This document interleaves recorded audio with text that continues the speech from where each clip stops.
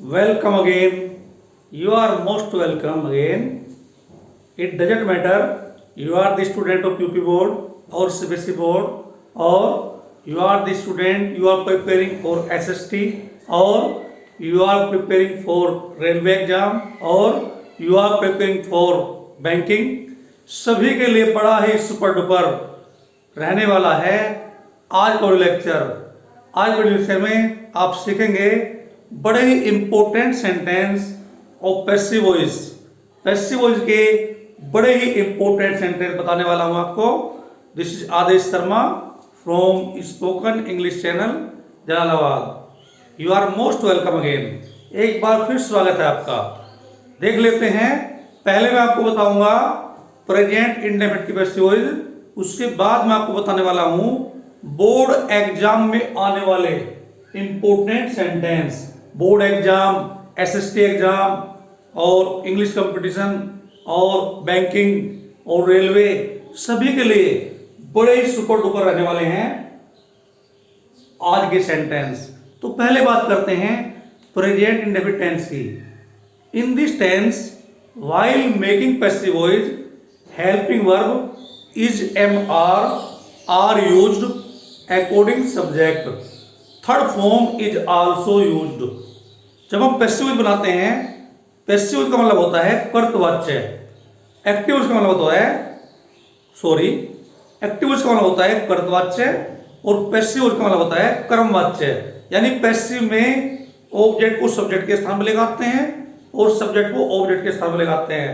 I mean to से, मेरे कहने का मतलब एक्टिव का सब्जेक्ट बिकम्स पैसिव का ऑब्जेक्ट, एक्टिव का ऑब्जेक्ट बिकम्स पैसिव का सब्जेक्ट। ये मैं आपको पहले कई वीडियो में बता चुका हूं। देखते हैं पहला sentence. He buys a mobile. वह एक मोबाइल खरीदता है। सेंटेंस है ही बाइज अ मोबाइल। वह एक मोबाइल खरीदता है। ये प्रेजेंट इंडेफिनिट का वाक्य है और एक्टिव वॉइस में है। आपकी जानकारी के लिए बता दूं, सभी टेंस एक्टिव वॉइस में हैं। इन्हें हमें पैसिव में बदलना है। आ मोबाइल ऑब्जेक्ट है, ही सब्जेक्ट है। आप मोबाइल को सब्जेक्ट के स्थान पर लगाए। आप मोबाइल को एक सिंगुलर नंबर है, इसलिए हैव इज का प्रयोग किया। आप मोबाइल इज बाय के form boat, is boat by him. एक मोबाइल खरीदा जाता है उसके द्वारा, एक मोबाइल खरीदा जाता है उसके द्वारा। वह एक मोबाइल खरीदता है, एक मोबाइल खरीदा जाता है उसके द्वारा। दूसरे सेंटेंस पर आते हैं। They teach us grammar. वे हमें ग्रामर पढ़ाते हैं। यहां पर आप दो ऑब्जेक्ट देख रहे हैं। ग्रामर जो है वो डायरेक्ट ऑब्जेक्ट है और अस जो है इनडायरेक्ट ऑब्जेक्ट है। इसकी पहचान कैसे की जाए? वर्ब के तुरंत बाद आने वाला ऑब्जेक्ट इनडायरेक्ट ऑब्जेक्ट होता है और जो बाद में होता है वो डायरेक्ट ऑब्जेक्ट होता है। पहले हमने इसे इनडायरेक्ट ऑब्जेक्ट से बनाया। अस का सब्जेक्ट वी हो गया। वी प्लूरल नंबर है, इसलिए we are taught grammar by them. हमें ग्रामर पढ़ाई जाती है उनके द्वारा। इस तरह कह सकते हैं grammar is taught to us by them. Grammar हमें पढ़ाई जाती है उनके द्वारा। आप कोई से भी ऑब्जेक्ट से बना सकते हैं। डायरेक्ट से बनाइए, इनडायरेक्ट से बनाइए, योर चॉइस, मर्जी तुम्हारी। अब देख लेते हैं negative sentence. He does not learn English these days. वह इन दिनों अंग्रेजी नहीं सीखता है। तो इस सेंटेंस में ऑब्जेक्ट है English. English is not learn these days by him. English नहीं सीखी जाती है इन दिनों उसके द्वारा। ये हो गया निगेटिव सेंस का वाक्य। आप देख लेते हैं interrogative sense. Does he not call you. क्या वह तुम्हें नहीं बुलाता है?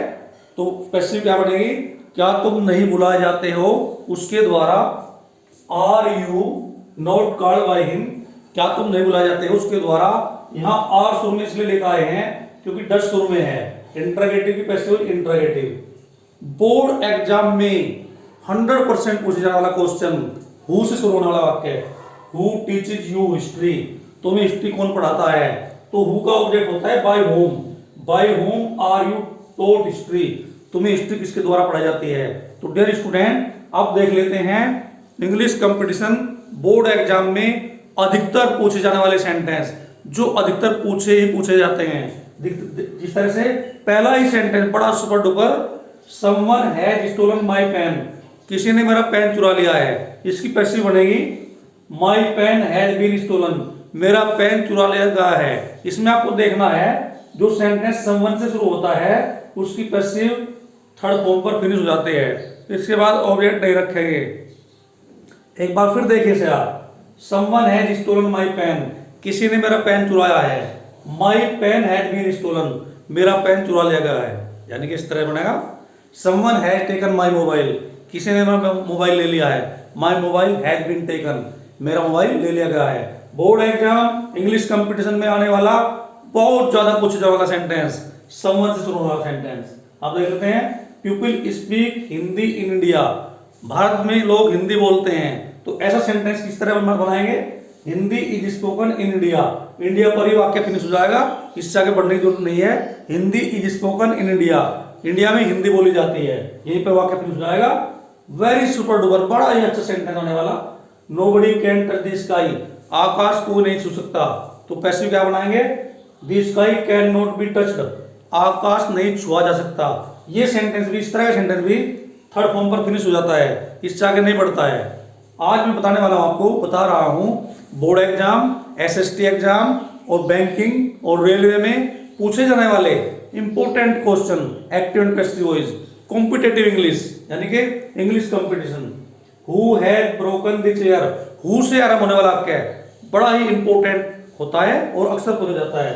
By whom had the chair been broken, कुर्सी किसके द्वारा तोड़ी गई। Who had broken the chair present perfect का वाक्य है, कुर्सी किसने तोड़ी है, पैसिव हो गई।